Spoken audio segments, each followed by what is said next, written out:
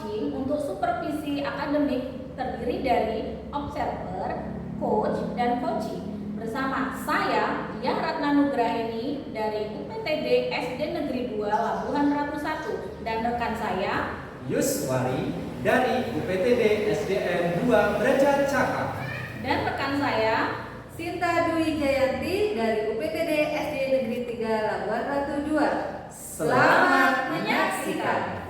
Selamat pagi juga Bu.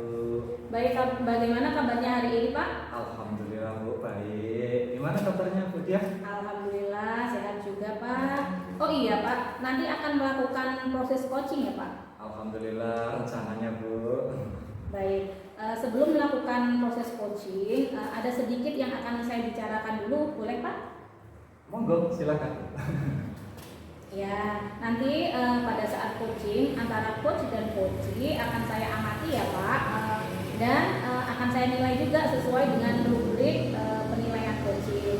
Seperti apakah sudah sesuai atau dengan alur tirta atau belum, kemudian apakah Bapak sudah memberikan pertanyaan-pertanyaan berbobot sesuai dengan kata kunci yang disampaikan oleh coachee, dan nanti juga saya akan mendengarkan respon atau jawaban dari coachee. Apakah sudah sesuai dengan pertanyaan yang nanti Bapak akan sampaikan. Dan jangan lupa ya Pak, harus sesuai dengan prinsip coaching. Di antaranya adalah kemitraan, proses kreatif, dan juga memaksimalkan potensi. Mungkin sebelum melakukan proses observasi ini ada sedikit yang akan saya tanyakan, boleh Pak? Monggo Bu, boleh. Untuk pertanyaan pertama Pak Yus, kompetensi apa sih yang ingin Bapak kembangkan dalam proses coaching pada hari ini? Oh, ya. Jadi untuk kompetensi yang ingin saya kembangkan Bu ya pada coaching kali ini yaitu pastinya tentang kompetensi inti dari coaching. Yang pertama tentang kehadiran penuh, yang kedua mendengarkan aktif, dan yang ketiga yaitu mengajukan pertanyaan-pertanyaan tersebut kepada coachee secara berbobot gitu Bu. Oke, baik Pak. Jadi Bapak ingin mengembangkan 3 kompetensi itu ya Pak, terdiri dari kehadiran penuh, yang kedua adalah mendengarkan aktif, yang ketiga mengajukan pertanyaan berbobot. Di antara ketiganya, kira-kira mana sih Pak yang lebih spesifik yang akan dikembangkan atau akan Bapak observasi? Yang lebih spesifik sih yang ingin saya kembangkan itu yaitu mendengarkan aktif ya. Terus kemudian mengajukan pertanyaan-pertanyaan yang berbobot kepada coaching. Baik, jadi ada 2 ya Pak yang akan Bapak kembangkan lebih spesifik, mendengarkan aktif dan kemudian mengajukan pertanyaan yang berbobot. Nah, kira-kira Pak indikator ketercapaiannya itu apa Pak? Saya sih yang ingin saya dapatkan dari coaching kali ini yang saya lakukan adalah saya ingin coaching itu mendapatkan solusi dari permasalahannya dengan coaching tersebut.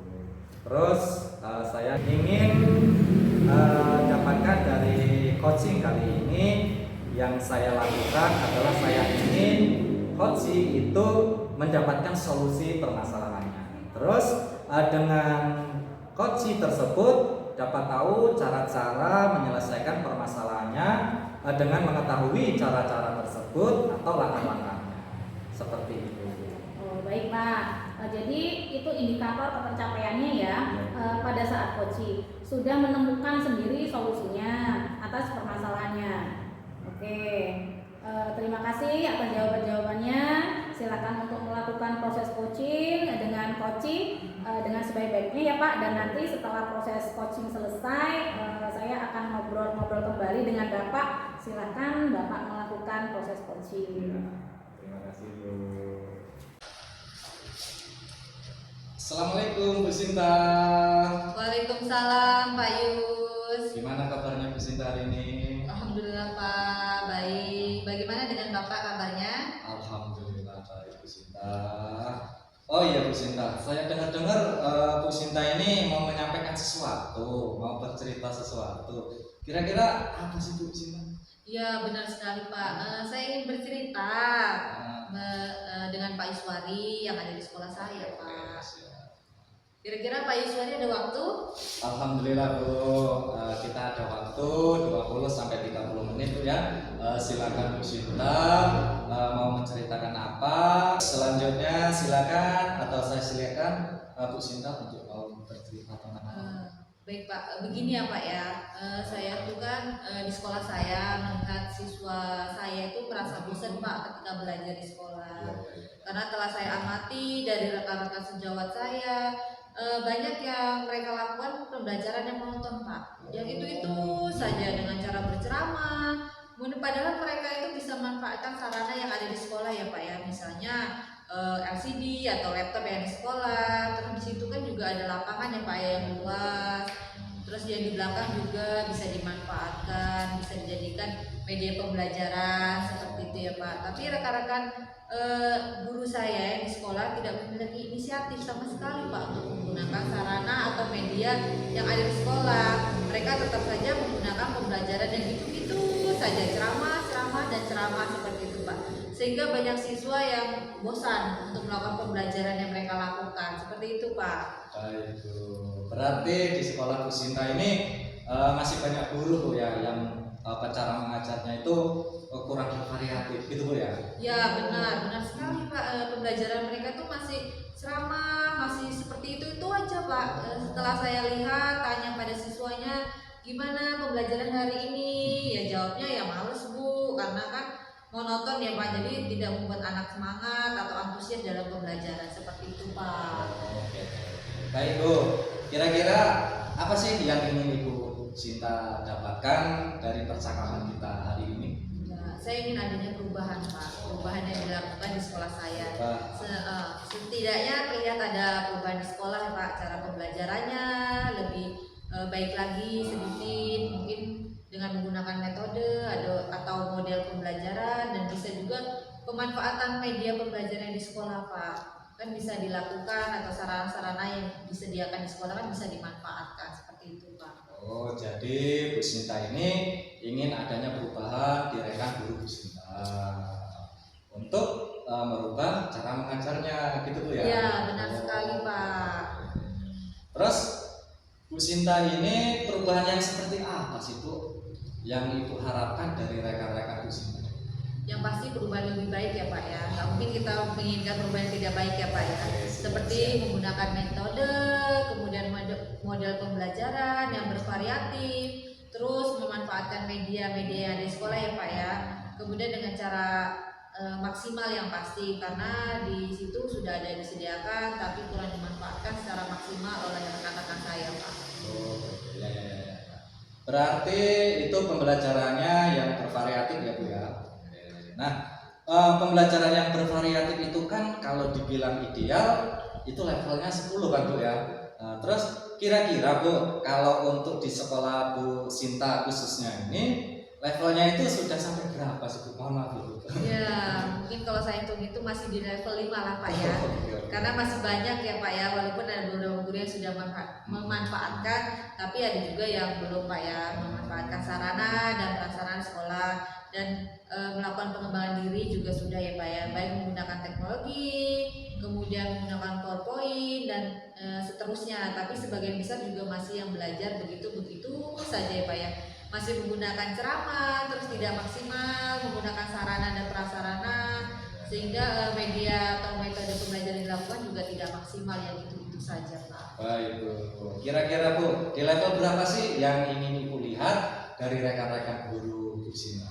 Ya, sebenarnya tidak terlalu banyak ya Pak ya, karena kita sedang berusaha menjadi lebih baik ya Pak, berusaha untuk adanya perubahan, walaupun tidak signifikan ya Pak ya, setidaknya ada perubahan sedikit. Pengennya sih di level 7 lah Pak ya, karena di sini banyak guru juga yang sebenarnya pengen antusias, tapi bingung cara memulainya dengan cara apa seperti itu.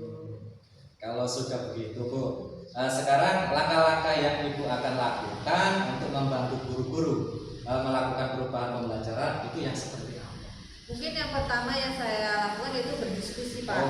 Kemudian permasalahan dari itu semua kepada rekan-rekan yang mungkin pengen adanya perubahan dalam pembelajaran.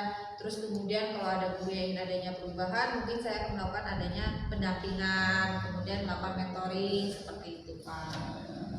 Ya, Terus ini Bu, tadi kan Bu Sinta menyampaikan tentang monitoring Bu ya. Nah, selain monitoring Bu, apakah ada strategi lain Bu yang dilakukan dalam melakukan perubahan di rekan-rekan Bu Sinta ini? Sepertinya biar ada perubahan skala yang besar ya Pak ya, itu bisa dilakukan dengan cara pelatihan atau workshop gitu Pak, biar maksudnya bisa mengenai ke semua guru Pak.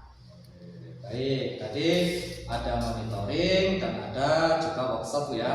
Nah, kira-kira Bu yang akan dilakukan untuk saat ini yang nyaman, yang nyaman untuk dilakukan itu metodenya dan strateginya itu yang dilakukan itu yang mana sih Bu di antara kedua ini? Pak, kayaknya lebih ke mentoring dulu ya Pak ya. Karena kalau yang mentoring ini kan sasarannya lebih ingin mau ada perubahan ya Pak ya. Jadi kalau yang pelatihan ini kan nantinya dia sasarannya karena tuntutan dari sekolah, jadi kan pelatihannya nggak mau keterpaksaan seperti itu Pak. Belum ada kemauan secara mandiri gitu. Seperti itu untuk melakukan adanya perubahan Pak. Baik. Kira-kira Bu, siapa yang dapat membantu Bu Sinta untuk melaksanakan monitoring tersebut? Iya Pak, kebetulan ada teman saya Pak ya yang bisa lah Pak ya, jago IT daripada saya. Kemudian mungkin nanti bisa bantu saya Pak.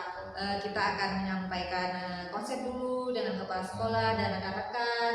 Nanti di situ akan membantu saya dalam melakukan mentoring tersebut sehingga nanti sasarannya lebih banyak tercakup Pak. Baik Bu, berarti nantinya Bu Sinta ini akan mengadakan kolaboratif ya dengan rekan-rekan guru yang lain, gitu Bu? Ya betul sekali Pak. Saya akan melakukan kolaboratif dengan teman-teman saya yang sefrekuensi tentunya Pak dengan saya Pak. Nah sekarang Bu, kita sudah di penghujung acara ini Bu. Dari percakapan ini apa sih yang Ibu dapatkan? Saya ada sedikit gambaran ya Pak ya.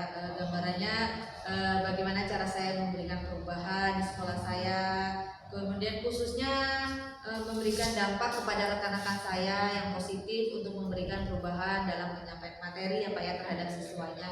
Itu mungkin nanti saya ambil yaitu dengan cara mentoring untuk saat ini yang bisa saya lakukan dengan cara mentoring Pak. Wah mantap Bu, saya sudah tidak sabar lagi nih Bu menunggu cerita-cerita lagi dari Bu Sinta sudah melakukan monitoring ya Bu ya.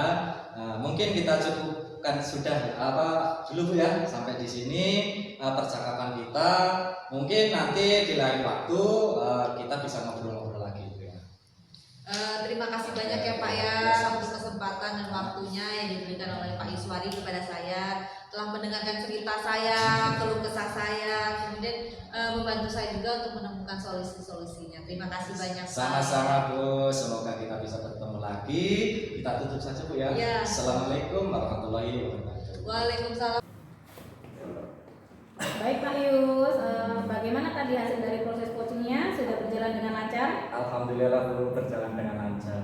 Alhamdulillah. Setelah melakukan observasi bersama coaching tadi, ada sedikit pertanyaan ya Pak yang akan saya tanyakan kepada Bapak. Dan untuk pertanyaan yang pertama, apa saja sih Pak yang sudah didapatkan pada saat coaching terkait indikator ketercapaian yang Bapak inginkan? Tadi selama coaching berlangsung, saya sudah melakukan dengan alur tirta, yaitu dengan menanyakan tujuan, identifikasi, kemudian rencana aksi, dan tanggung jawab. Kemudian saya juga menggali potensi dari kunci tersebut. Terus untuk menemukan solusi permasalahannya. Baik, berarti sudah berhasil ya Pak untuk melakukan proses coaching sesuai dengan alur tirta. Nah, sesuai dengan yang tadi saya amati, ada beberapa catatan yang sudah berhasil disampaikan sesuai dengan alur tirta, yaitu sudah menanyakan tujuan kepada koci, kemudian sudah mengidentifikasi permasalahan yang ada pada koci, kemudian sudah mengarahkan koci untuk mencari rencana aksi atau tindakan apa yang sebaiknya dilakukan, dan juga sudah berhasil untuk menemukan rasa tanggung jawab yang ada pada diri agar rencana aksi yang akan dilakukan itu dapat berjalan dengan baik. Oke, saya juga tadi sudah mendengar percakapan Bapak dengan Koci. Bapak sudah fokus terhadap Koci. Artinya di situ Bapak sudah ada present atau kehadiran penuh terhadap coach Bapak. Nah, sudah mendengarkan aktif dan tentunya Bapak tadi sudah mengajukan pertanyaan-pertanyaan berbobot sesuai dengan kata kunci yang disampaikan oleh coaching. Luar biasa Bapak, apa yang Bapak sudah berikan untuk proses coaching buat hari ini. Mudah-mudahan Bapak sukses ke depannya dan memberi kemudahan dan beri kemudahan lagi dalam kegiatan coaching yang berikutnya ya Pak. Dan satu lagi boleh ya Pak? Untuk ke depan Bapak kompetensi apa sih yang ingin dikembangkan berdasarkan hasil melakukan coaching hari ini? Jadi untuk kompetensi yang ingin saya kembangkan itu, saya ingin mendalami terus memahami alur tirta lagi untuk melakukan coaching supaya coaching selanjutnya itu dapat berjalan dengan baik dan tentunya akan lebih baik lagi daripada coaching yang barusan tadi. Baik, sangat luar biasa Bapak. Terima Jadi kasih. akan mendalami lagi ya Pak alur tirtanya supaya lebih baik ke depan melakukan sesi tanya jawab, sudah melakukan observasi menggunakan proses coaching dengan alur tirta karena sudah cukup rasanya saya mendapatkan informasi dari Bapak. Saya akhiri sampai di sini ya Pak. Terima kasih atas kesempatan dan waktunya. Wassalamualaikum warahmatullahi wabarakatuh. Waalaikumsalam warahmatullahi wabarakatuh.